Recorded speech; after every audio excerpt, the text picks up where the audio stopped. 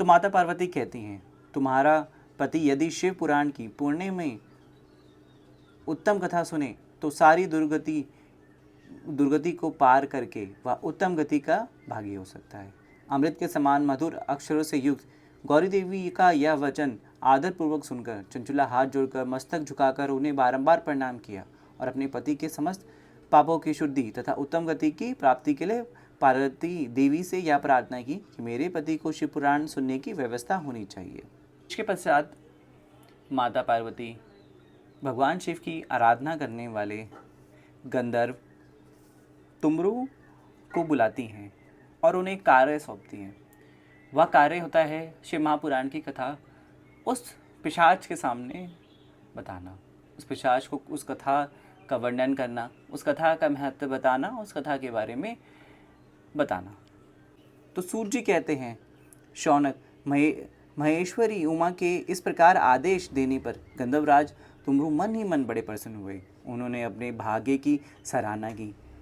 तत्पश्चात उस पिशाच की सती साध्वी पत्नी चंचुला के साथ विमान पर बैठकर नारद के प्रिय मित्र तुमरू वेगपूर्वक विंध्याचल पर्वत गए, जहाँ वह पिशाच रहता था।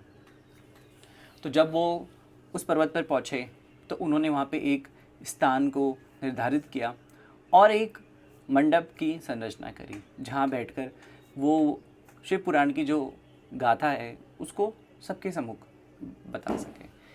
तो जब ये सब होने लगा तो पूरे आसपास के इलाकों में बात फैल गई कि शिव पुराण की एक कथा होने जा रही है।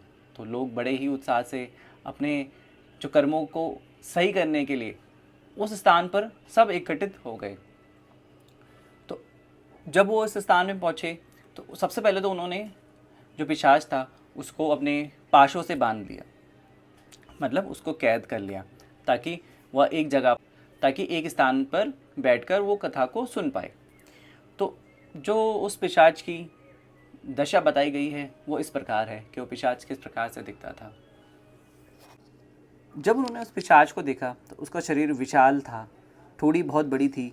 वह कभी हंसता था तो कभी रोता था और कभी उछलता था। उसकी आकृति बड़ी विकराल थी।